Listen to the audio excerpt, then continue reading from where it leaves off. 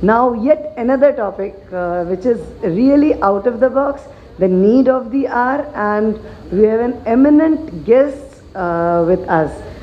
I'm talking about artificial intelligence. There has been so many perception in the media, amongst the doctors, हमारा काम चला जाएगा. ये वही चीज़ हुई थी जब कंप्यूटर्स आए थे, ये हमारा काम चला जाएगा. So we'll be having a very innovative, different session on artificial intelligence. Dr. Shesheshagri Rao sir, he is a former distinguished scientific and associate director of ISRO, Hyderabad.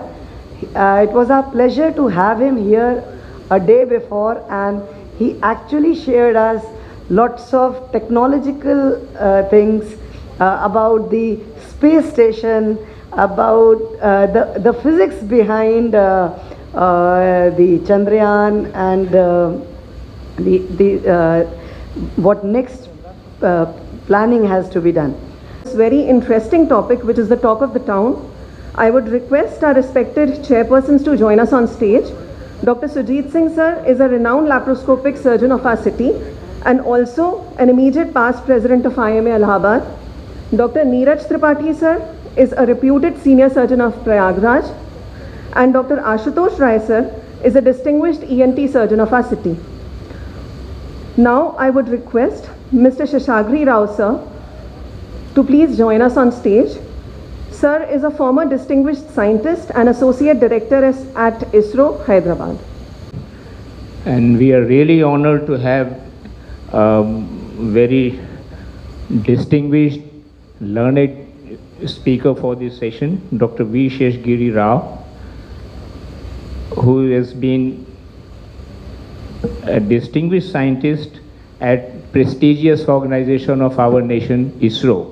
And he has served as Professor Satish Dhawan Professor at ISRO, and he has received a lot of national and international awards and recognitions, including space sciences, in computer and real-time systems, radar systems, cloud compounding, digital signal processing, cyber security, Internet of Things, data science, intelligent embedded systems, and also artificial intelligence, robotics, mobile communications, data processing techniques, satellite issues, and many micro and nano satellites and applications. So you see, there's hardly anything, I think, of modern technology and science which is left.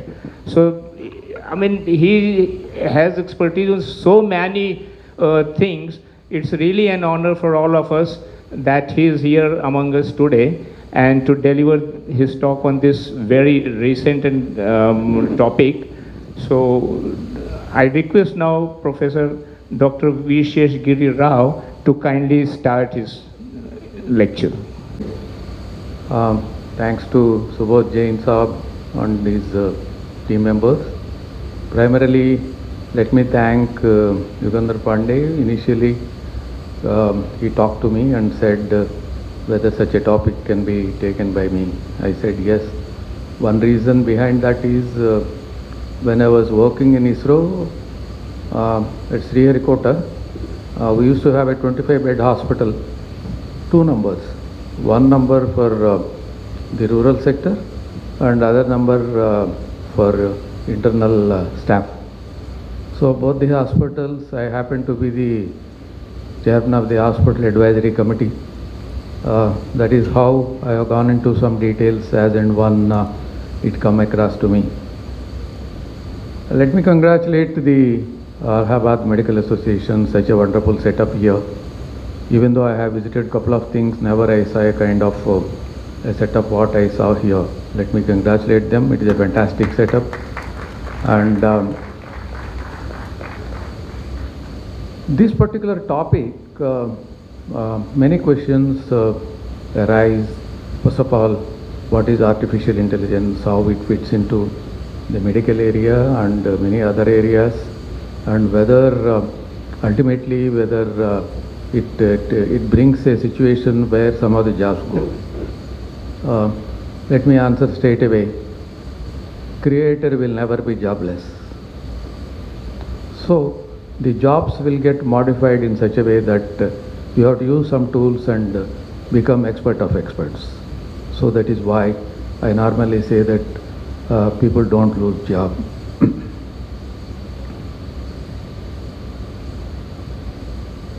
You have a mechanism for changing this.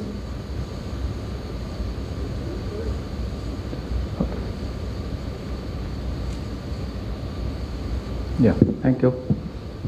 Okay, let me define in simple terms what is an artificial intelligence.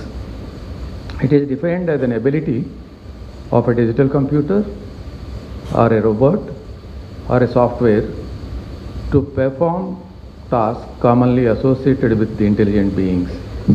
Intelligent beings be our humans. It is defined as an intelligent entity created by human. There is no doubt on that. It has been created by a human and getting the services done. It is capable of performing tasks intelligently without being explicitly instructed. That means once you set up a software which works on a given domain, it works nearly autonomously. That is why you call that as the intelligence that has been put into the software and the data that has been allowed to work on. Both put together, it executes a set of steps. Normally you call it as an algorithm to give the defined result. But whether it can think, whether it has got a thinking capability, the answer is yes. The thinking capability has been put in the form of inferencing steps. Inferencing steps are nothing but a logical statements with the comparison of an image, with the comparison of a text, or both evidentially substituted by the current result, what is being examined. That is why it has got a thinking capability, and not only a thinking capability, it has got a learning capability. Sometimes it backtracks and learns. So that is why people call it as the self-intelligence that has been put into use by a set of algorithms.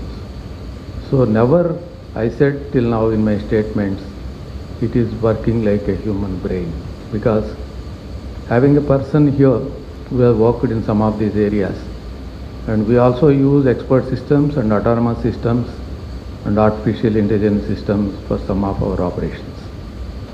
Still, we say that human is supreme. And these algorithms who will prepare? They are set of algorithms who have to work in a domain of a data. He is none other than human again. But who verifies them?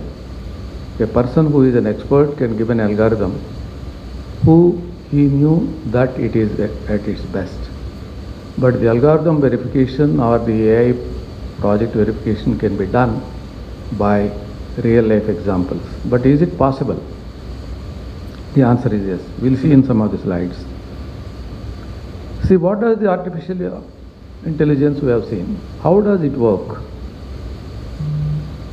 It is nothing but a careful reverse engineering process of human thinking for a given domain. But is there a way to represent them and make computer work? The answer is yes. Because you have some tools related to the machine learning, neural networks, natural language processing, computer vision, and cognitive computing. The cognitive computing, the moment you succeed, it nearly emulates human brain. But we are yet to see this level and hope to see some of the level 0 at least in the coming 4 to 5 years. The algorithms that make the artificial intelligence tool to work heavily depends on neural networks type of a model. And here the neuron need not be a neuron that is normally you define in the brain, but it is definitely a kind of a node. As far as the computer is concerned, we call it as a node. Since it is working on a similar concept of brain where the neurons are interconnected and each neuron is connected to every other neuron. That is the fantastic thing in the brain that happens, and I have learned some of these things from you only. The neural networks, can it emulate that? The answer is yes. There is a level 5 neural network which has got a connection. Every node has connection for every other node. If that is the case, the number of connections and the data that has been flowing through each connection, one can imagine the transactions point of view. That is why the computer. Because such a number of transactions, if a human has to do, and it takes time, and he may not comprehend properly, and he may not be recollecting properly, whereas the data and the setup has been recorded in the computer, it mixes up everything. And there are three types, normally I am going only into the simple fundamentals rather than going into the in-depth how AI works and all. One need not go into that. After seeing the definition, we have seen how it works. And there are three types, the artificial intelligence point of view. The first one is the artificial narrow intelligence. They call it as ANI. ANI is nothing but it is confined to a given area. If it is radiologist, it is only for radiologist. If it is MRI, it is only for MRI. If it is for CT scan, it is only for CT scan. A given area expert. It is called narrow intelligence, ANI. Then comes the general intelligence. Can I overlap some of these things? Where the domain is possible to overlap. The scientific domain or the technical domain or the medical domain says that I can compare the images of a particular area taken through all these types of imaging practices. If that is the case, can I generalize it? The answer is yes. And that comes under the general intelligence, artificial general intelligence. The third one is artificial superintelligence. It is miles away. The artificial superintelligence is something for a human. Suppose somebody wants to go to a particular ailment treatment to a hospital, he thinks of himself, how he got it, from where he got it, and how it has been evolved, since how many years he is taking treatment, and what is to be done now, who are all the doctors consulted, what are their opinions, what are the current tests say. All these things revolve in his mind. And ultimately, the doctor is the one who gives a solution for that, what is to be done. When such an intelligence is to be built on overall data, right from birth of a person to, let us say, the current level of his ailment. So that comes under superintelligence. It is still miles away. And the artificial intelligence, where exactly they are all used. I have given a list of them. This is a general list actually. This doesn't fall in the medical domain. I have slides coming up, which are all the things coming in the medical domain. And as far as a couple of things here are concerned, there are actually number of medical applications in the healthcare, and the diagnostic assistance, medical records coding, and the pattern recognitions, the robotic surgeries, whatnot. There are innumerable number of things, and people have licensed them to practice. What do you mean by a statement, license them to practice? They don't work autonomously through the hands of a qualified doctor. Why we call it as AI technology is so useful? Because it is very near to the automation. So nowadays, as I see from the corporates and many of the clinics who are, let us say, many doctors are practicing. Earlier there is a concept of called family doctor. So if a person belongs to a family, goes to a doctor, he knew before the person enters, and the doctor knows the person parents or their brothers or sisters, whomsoever it is, they have come for what kind of ailment, and that history is known, and the current person who has come to consult will have a benefit of such history when he is consulting about his ailment. But such a thing, if you want to bring in the modern way, it is very difficult, because today I am at Bombay, and tomorrow I may be at Bangalore, and many other things change their career, and there is no actually the combined family concept, and people don't even remember what kind of history their parents have. If that is the case, if the data has been entered, there is a good number of automation tools available in this area, and these automation tools are working right now, and the enhancement is possible to that automation tools, and ultimately it is the analytics which plays the role. The data analytics. The data analytics is nothing but the interval of his ailments, and also the progress of the type of ailment right from childbirth to, let us say, when he becomes an adult, what kind of a progression he has got as far as the ailments are concerned. If these data analytics are put into a representable form, altogether it gives a better idea.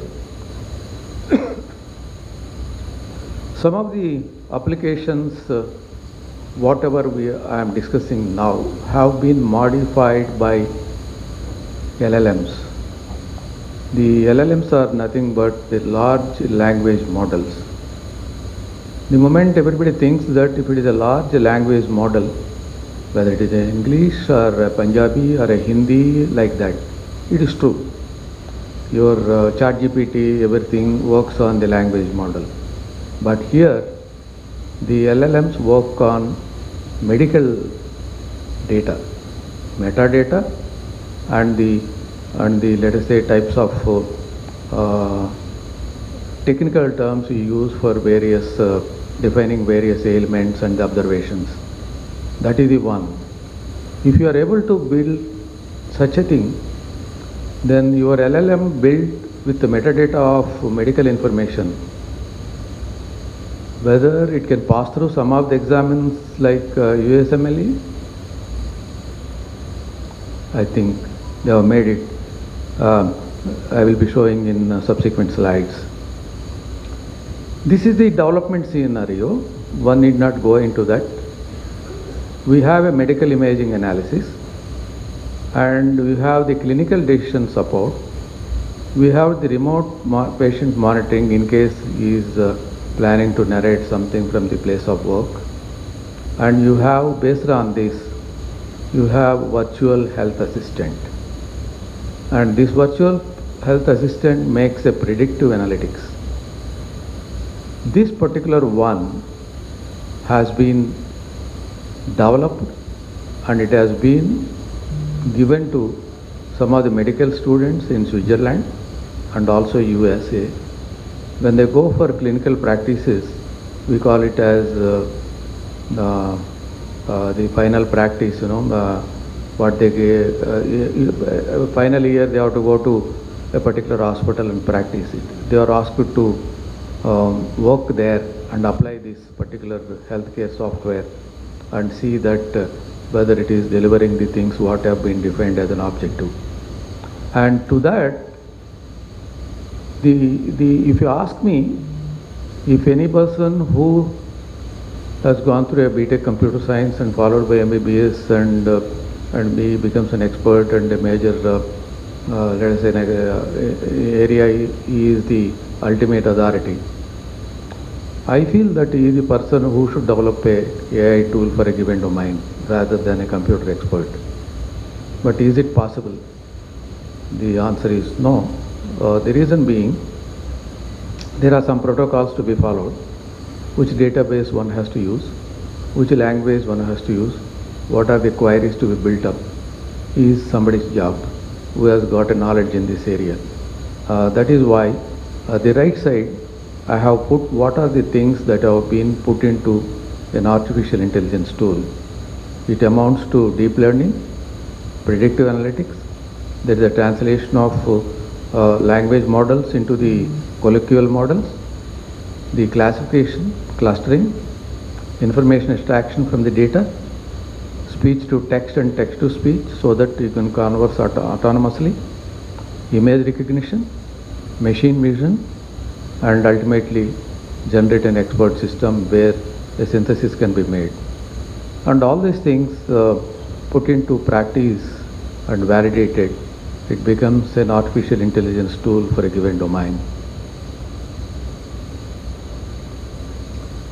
What are the ethical and legal issues in artificial intelligence? Strictly speaking, I don't know any of the medical fraternities using artificial intelligence tools on their own, rather than, let us say, they have been certified by an agency which is authorized by the governments. The answer is all the governments, whether it is India or in abroad, wherever it is, they have set up the regulatory bodies. The artificial intelligence software tools have to necessarily undergo that. I have few slides in abroad how they undergo such a legal and ethical evaluation, and after that only they give it for provisional use rather than a direct use. In the ethical, you have the regulations, you have the privacy, you have the mitigation of bias, you have the transparency, you have a relevance. Under legal, government has to come, there should be confidentiality, liability, accuracy, and decision making. There are number of things. Each step has to be cleared by a particular agency. If, in IMA point of view, if these clearance bodies are not there, maybe at the end of this conference, I suggest the experts to make a, let us say, proposal, what kind of regulatory bodies are required in India to accept these tools as a practice item. Otherwise, you get into a problem. Already there is a regulation because, everybody feels that the radiology point of view, the expert systems have come and already the report generated by expert system on radiology images are taken as the ultimate. But the abroad, the bodies have come up and told, let it be image data processing, or let us say a pathology data processing. If it is processed by an artificial intelligence tool and an inference is given, the doctors forum elsewhere wants it is to be shown with asterisk. Why it has to be shown as asterisk? Something like, when I want eggless cake, the shop wala says, no sorry, please see for green dot. The green dot is there, you can accept it as an eggless cake. So similarly, when the inference is made through an artificial intelligence tool, doctor wants to know whether it is made by a tool or by a radiologist. So that is why they want an asterisk to be kept there. Why the asterisk has to be kept there? Because on what basis the report has been arrived at it. That is the transparency and tracing mechanism. So a button is to be provided with each and every artificial intelligence tool, where after seeing the report, if the doctor is able to see the inference mechanism through the sequence of logical steps how that has been arrived, if there is a mistake, you can point it out. If it is correct, you can accept it. That liberty should be there. Otherwise, no, the result is accepted as it is means it may have its own consequences.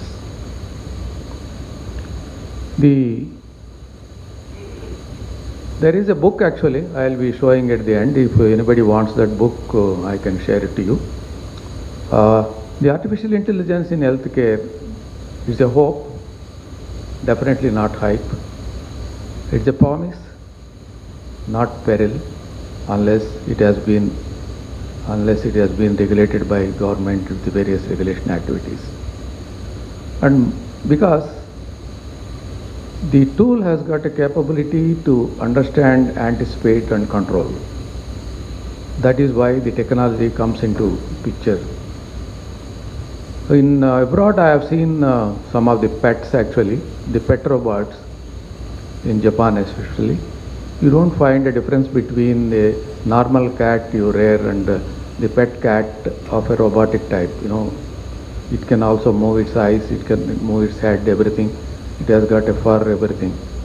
But it behaves like a normal cat, and the moment, the person who comes from office, it jumps and sits on the lap and try to give comfort to him the way the other natural animals are concerned. And it learns the way the person talks something, it learns. For example, if the person of coming from office, after 10 minutes he takes a coffee, the pet robot prompts, if he doesn't take a coffee on the day evening, after 10 minutes of his arrival from office, have you taken coffee? Such things are coming, and ultimately they are used with the navigation for taking it to your destination also. Some of the things actually it is under evaluation and it is coming into practice in the AI area are the algorithm spotting DNA mutations in tumors. AI score better in classifying the heart images than humans. Heart attack prediction algorithms. I will show some of the examples. The skin cancer diagnosis with AI. The systems that can monitor ICU. The for detecting breast cancer and predicting the suicide risk. It is being used now. Already some of that classified use. And predicting the death risk among inpatients of terminal diseases, and the language models that use for conversing both with the doctor as well as with the patient in the absence of the doctor and in the absence of nursing. And similarly, there are some sepsis watching algorithms. These are the many evolutions that are coming. Ultimately, it can come as one AI tool. Actually, over the years, I can say for the last 5 years, the medical coding automation and its potentials in healthcare has become very large business. Because when it comes to the term coding, what comes to the mind is probably the programmers writing a software. It's not so. It involves the conversion of medical records, generally from a clinical text into structured codes based on a classification system for the appropriate patient diagnosis and relevant procedure. Such data subsequently to be used for research, policies and diagnosis. This has been widely used, this particular tool with automation. And the moment, let us say I am touring a number of places and I want to seek doctor's opinion after coming to a particular town, it is sufficient if I give and authorize my medical record ID to the doctor. It provides the entire summary of my earlier treatment. That is sufficient for him instead of myself narrating what ailment and what were my previous records. This medical coding automation is actually taken widely because it is something like one medical record for one human, wherever he is supposed to get it. And this particular intelligence revolution, it is what for professionals, medical professionals, and what is for patients. There are two categories. I said earlier a particular tool can converse both with the doctors and patient in different connotations. So actually, as far as medical professionals are concerned, it is for clinical documentation, creating discharge summaries, generating clinical notes, and also radiology interpretation, many things, diagnosis assistance and medical triology. And patients, there are a number of things. Actually, what way he can get it cured and what is the current status and what are the medicines he has used and what is rehabilitation required and when he is supposed to come back for a health check. Actually, this is a kind of a repetition slide. I want you to look at the right side. The moment AI is developed, that is the type of pattern they develop AI. Some of the examples I want to give here, it is the AI cloud quickly screens thousands of antibiotics to tackle superbugs. This is one of the articles. and they are successful in creating that AI model which can tackle superbugs. And this is another tool that transforms, let us say, designing entirely a new protein that could transform medicine. Actually, there is an animation here. This is also successful, and it may get into the circulation very soon. And this is mostly for the aged people. They have got the wearable gadgets, so thereby every hour their records have been examined, and automatically the data has been sent to the caretakers or the doctors. And this is something actually which is being studied now. Can we train our taste buds for health? They have demonstrated by an AI tool it is possible, and neuroscientists have gone through some of the demonstrations here. This is the neurochip to manage the brain disorders, and this is another one, a sticker which looks into the body. So suppose if you let us say patch like that, this is an AI, this is also an AI tool, and it can record the activities of hearts, lungs and other organs for 48 hours at a time. And the moment after that he comes home, it goes into his personal computer or mobile and goes to the clinic. This is also available for use. This is another thing, the micro robots. Actually, the nanotechnology is coming in so much. The AI-based nanotechnology, nanoparticle related items can be injected and some of the diseases can be cured. This is one example where the micro robots could treat bladder diseases and other illnesses also. This is the AI tool which actually used for the functioning of the enzymes. So this is also has been permitted in US, and 3 institutes are practicing it. And this is the AI strategy for thyroid nodules for the beneficiary of the radiologist. This has been declared as FDA has declared as it is usable. And there is another thing called bionic finger which sees inside the objects by poking them externally, not internally. There is a bionic finger. Morning I saw Devan sir talk, he is talking about using a hand. This is another thing actually. There is a bionic finger. People come with that bionic finger. This is the single shot imaging of a total human body where the AI can give in 24 hours and the synthesis required for the general health.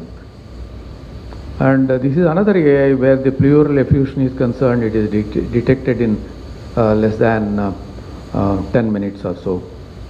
So finally, the healthcare applications are categorized into these types: the medical imaging, personalized treatment, drug discovery, virtual health assistance, predictive analytics, and so on. Because of lack of time, I will leave the presentation here. People can go through that.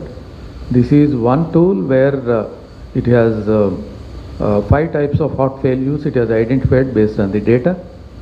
And this is benchmarking of various artificial intelligence tools, where each tool stands point of view when the accuracy is concerned. And people say that they have got the metadata and the total information related to a particular area is ported into a database, whether it fits into the benchmarking what they define. What is the kind of benchmarking? You see here, the US tech giant says that medical PALM is the first large language model, an AI technique trained on vast amounts of human produced text to pass the US medical licensing examination, USMLE. You get a tool which can go through the USMLE. People thought that it is only a kind of luck, but if you go through the text, they have made the system to undergo USMLE text thrice with an interval of 1 month. It has gone through. So that means the portal of data is concerned, the accuracy is correct. That's what we can watch for. The data that has been put into the AI model is correct. Beyond that, how it inferences when a patient approaches with ailment and all can come only with practice. Coming to Chat GPT, my answer is yes, actually Chat GPTs can be used, but with an asterisk, because they are all coming with lots of inference of on their own rather than like a medical expert. This is the typical applicability of various laws and regulations to US and healthcare in AI systems. Research point of view, who authorizes that? Operations, who authorizes? General health and wellness, who authorizes? Clinical mobile engagement point of view, who authorizes? Direct to consumer use, who authorizes? Clinical information and management, what is the body for authorization? Clinical driving and clinical management point of view, treating or diagnosing, who is managing? So the body names also are given here. The HIPAA, FTC, FDCA, and the liability is also given. A particular tool, when somebody takes up for research, that research has also to be cleared by an agency. What is that he is planning to do, in which domain, what purpose, what is the ultimate goal, that has to be cleared, and followed by the data checking and the evaluation by experts, and many things are there. So all the body names I have listed here, and the Federal Trade Commission, FTC, is responsible in US for the accuracy, integrity, validation, ethics, unauthorized use, accountability, transparency, and adverse action if anything is to be taken. That is the level where it undergoes. That means you are likely to get a tool where it is knowledgeable up to USMLE level, and the practices are concerned, they have been approved by the various regulatory bodies, and the field levels experience have to be recorded for further propagation into the service. These are the things actually people have taken, the medical professionals have taken various tools. This is OpenAI. There is a number of things actually. I have listed here at least 9 of them, and where they stand the moment you apply the AI tool evaluation. And as far as the business is concerned, by 2030 it is around $187 billion, and people that are going to get benefited will be much more than this. And especially 2023 you take, and most of the abroad AI tools usage is concerned, these 4 are normally taken and for practice, and some of them are being used. Healthcare analytics, medical diagnostics, medical robots, and hospital management. And even now, maybe in India, hospital management may be going through some of the AI techniques. There is another concept coming up in AI, probably some of you must have listened already, that is called the digital twins. Digital twin is nothing but part by part, or organ by organ. Short of time, sir. Yeah, only one slide. Yeah, organ by organ, you create a digital model, and whatever you info and chemical analysis you do on the digital organ is valid for the real organ. That is the thing. And the practices and the challenges, there are many challenges. The ethics and legal, they have been enumerated in different headings here. And the conclusion point of view, definitely it is a fantastic aid for the entire medical professionals. And better look at AI as our new colleague. AI will not replace doctors, but doctors using AI will replace those who are not using AI. There's no doubt on that. So to that level, I think the person should have an AI knowledge the moment you want to use such tools. Thank you very much. And Thank you very much, Dr. Shesheshagri. there are many advantages. For example, the first advantage, what I say is some of the medical pharmacy point of view, some of the medical medicines, the chemical reactions take place only under vacuum. On the earth, you cannot make a perfect vacuum. Whatever pump you use and evacuate a particular chamber, it is up to a level only. Perfect vacuum is not there. And if, let us say, the perfect vacuum on moon, you are able to create some reactions of the chemicals where a good medicines can be made for a given ailment, then we are second to none in the technology point of view where you can go there and do that experiment. Second thing is there is a helium-3 element there. Traces were found. If that helium-3, if you are able to capture 1 centimeter cube, that is very small, 1 centimeter cube, and bring it to, let us say, the earth and start doing nuclear fission, that provides electricity for a city like Allahabad for 50 years. If, let us say, such a breakthroughs are coming, imagine what amount of money you require to buy. Whereas, if you have a technology, you can go there and bring it. There is another thing called, let us say, if you want to go to the moon and come back, both for forward travel and return travel, you have to take the fuel because there is no other fuel there.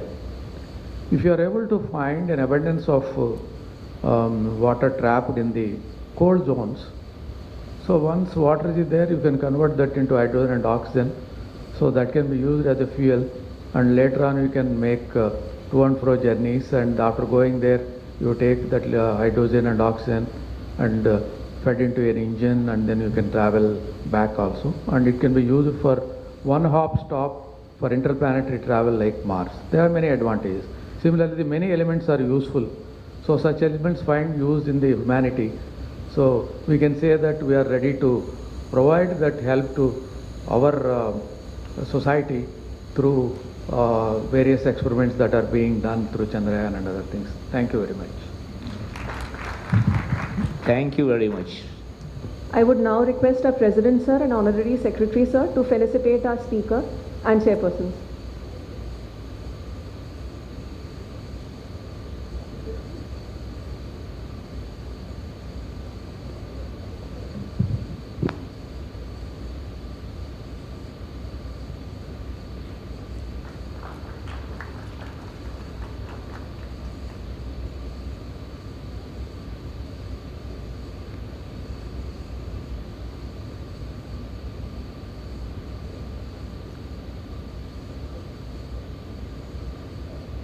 Dr. Sujit Sir.